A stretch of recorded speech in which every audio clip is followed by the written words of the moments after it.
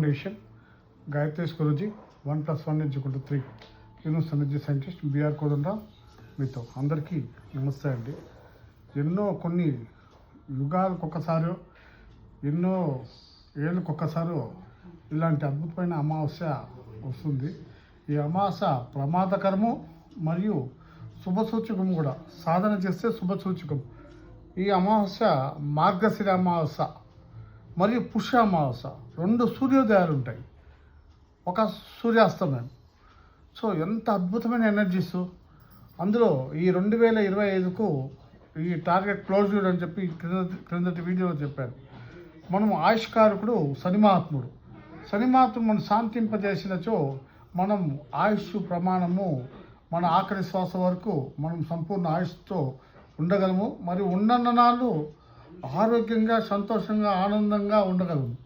ఇందు మూలంగా చెప్పడం ఏంటంటే, సో పిల్లలు ఉన్నవాళ్ళు, కొడుకులు అవ్వచ్చు, కూతుర్లు అవ్వచ్చు, పిల్లలు ఉన్నవాళ్ళు ఏమి చేయాలి అంటే, శని మహాత్మునికి ఈ యొక్క సంవత్సరము మనం కృతజ్ఞత భాగంగా ఈ సంవత్సరం బాగా మా పిల్లల్ని, మమ్మల్ని, మా ఇంటిని పాది బాగా పెట్టినారు అందుకు కృతజ్ఞత తెలుపుతూ, ఆడపిల్ల అయితే ఇంటిలోనే ఒక నిమ్మకాయ ఆమెని దిగదీసి ఇంటిలోనే పడేసి ఆమెలో చెడు ఒక ఆకర్షణకు ఆమె బానిస కాకుండా, ఈ కాలంలో ఆకర్షణ వల్లే సగం జీవితాలు నాశనం అవుతారు. చెడు ఆకర్షణ, బ్యాడ్ అట్రాక్షన్స్, అందంగా అద్భుతంగా రమిస్తారు, అట్లే అంతే పడిపోతారు.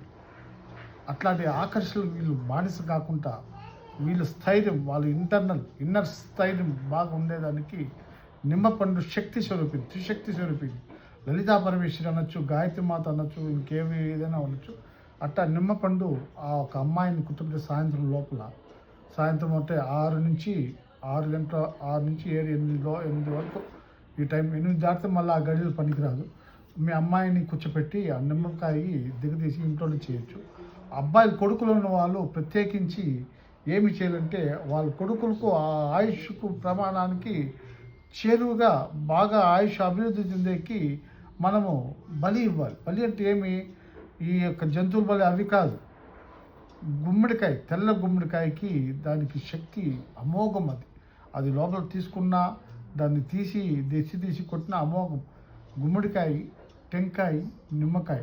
కొడుకులు ఉన్నవారు బయట ఎక్కడైనా కానీ ఒక నిర్మాష ప్రదేశంలో 3 చోట్ల కలిసే ఒక దారిలో అబ్బాయిని నిలబెట్టి గోత్రం చెప్పి, ఆ అబ్బాయి నామం చెప్పి, లేదు అందరూ 3 కొడుకులున్నా, 2 కొడుకులున్నా, ఎంతమంది కొడుకున్నా వాళ్ళు వరుసగానే ఒకసారైనా చేయొచ్చు. లేదు వాళ్ళు అందుబాటులో లేనప్పుడు వాళ్ళ పేరు పెట్టి ఎవరన్నా సూక్ష్మంగా పరోక్షంగా తీసేయమని చెప్పండి.